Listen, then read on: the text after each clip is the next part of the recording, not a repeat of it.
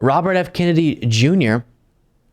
did a town hall on Fox News with Sean Hannity, and it was absolutely bonkers, as you might be able to predict. Lots of conspiracy theories detached from reality, statements being made here from Robert F. Kennedy Jr., and I want to walk through and then do, on one of the subjects he brings up, a sort of detailed fact check of his nonsense that he'll spew. So we'll start with that. Robert F. Kennedy Jr., who's running as a Democrat, even though he shouldn't be, talking about Russia's invasion of Ukraine and doing the sort of talking points we've heard some on the left, but very prominently in the MAGA part of the GOP very often. Use language art, and you use the design of agreements. So Ukraine, to appease Putin, who I think is evil, they've already given up Crimea. It was annexed. So what? Now they have to give up the Donbass area. Ukraine, because of our pushing the Ukraine into the war on two occasions. We pushed them into it, or did Putin? Well, let me tell you. Let me answer your question. Yeah. In 2019, France, Germany, and Russia all agreed to the Minsk Accords.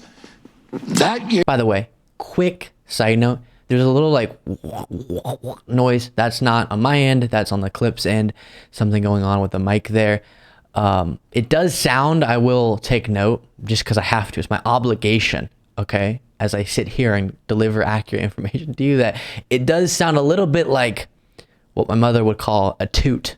Here, Zelensky ran for president. He was a comedian. He had no political experience. Why did he win? Because he ran on one issue, signing the Minsk Accords. As soon as he got in there, Victoria Nuland in the White House told him he couldn't do it. Then Putin sends 40,000 troops in. That's not enough to conquer the country. Clearly, he wanted us to come to the negotiation. He wanted somebody to come to the negotiating table. Zelensky came to the negotiating table, signed a new agreement that was the Minsk Accords 2 in 2022, and that would have allowed Donbass to stay, and Lugansk to remain as part of Ukraine. We said, Putin signed it, Zelensky initialed it, and Putin, in good faith, began withdrawing troops from the Ukraine. Okay, and we'll stop the clip there. He just goes on and on and on. Not really valuable to continue listening because of the point that Andrew Vindman responded to this clip saying on Twitter very accurately, absolutely nothing this clown said is remotely correct. The dates, names, places, context, everything was wrong. To anyone who understands this topic, he sounds like a complete ignoramus. So, yeah, I've said before, if you're a politician, if you're in politics, if you're a pundit, you're on Fox News, you have a show like mine, whatever context in which you're delivering information about politics or really any other subject, my advice would be, step one, make it a priority to know stuff about things, okay? Just very simple. If you're going to talk about a thing, know stuff about that thing. That would be my advice. And I'll break down more specifically why he's being so dishonest about everything he just said there after watching a little bit more from another clip here. He could resolve the issue. Do you think you can create a peace agreement between Ukraine and Russia? I think we have to. There's no choice. Russia's not going to lose this war. Russia can't afford this. Would be like us losing a war to Mexico. They are not going to lose the war.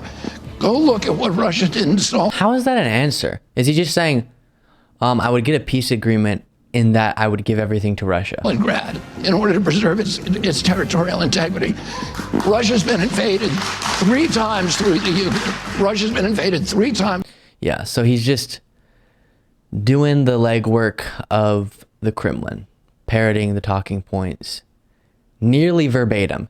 So as Newsweek reported on this, it is unclear, referencing the first clip, what 2019 agreement Kennedy is even referring to, as the 2 Minsk Accords designed to stop fighting in eastern Ukraine were signed in September 2014 and February 2015. While they did reduce fighting between Ukraine and Russian-backed separatists, the accords never stopped the violence entirely, and Putin announced they no longer exist before Moscow's full-scale invasion of Ukraine began in February 2022.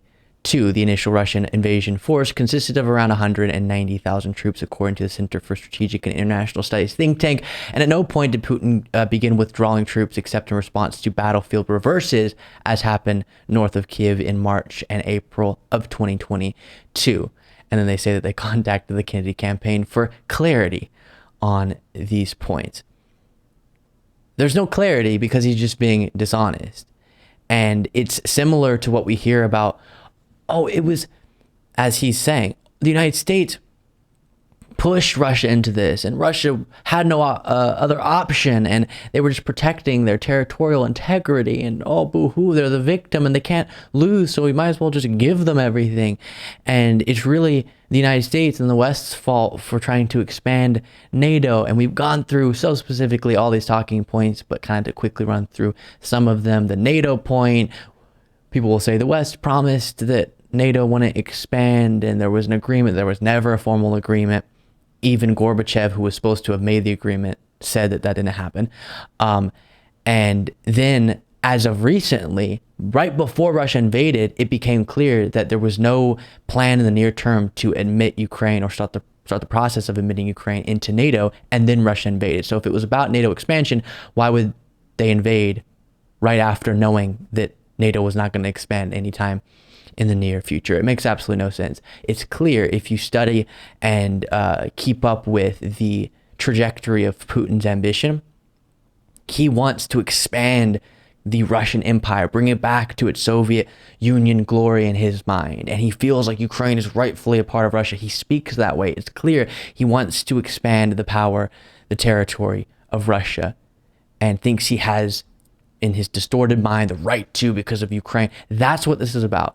It's him being the imperialist, trying to expand his power. It's not the, in this case, imperialist United States coming in and starting a war with Russia. That's not what's going on. We've talked about the very, very incorrect decisions, condemnable decisions that the United States has made in the past when it comes to foreign policy stuff. This is not one of them. They are acting correct. The United States is acting correct in this situation. And then moving on to a question about why he should be voted for by the American people. We have a minute left in this hour, and I want to ask you this. You're talking to the American people tonight. Why should they vote for you for president? Tell them, in a 1 minute final statement. I'm running on I think most Americans were at each other's throats today. We have the worst polarization that we've ever had since the American Civil War. It's more dangerous and more toxic. Well, the 60s was a little crazy, too. I mean, the 60s were, when my father ran, it was, there was a lot of division at that time. But it's hard to see how this is ever going to end well. And what I've said is I want to end that polarization, and I want to do that by telling the truth. Well, if that's what you're supposed to want, then, sir, you act in opposition to the things you say that you want. If you want to speak truth to stop the division, you should start trying to speak truth. Thank you so much for watching. If you want to be a part of what makes this show possible, plus get access to the full video version of the show hours before all the clips are able to be uploaded to the YouTube channel, plus get the bonus show on the weekends, you can do so by going to lukebeasleyshow.com/membership. That's lukebeasleyshow.com/membership, and there's a link in the description.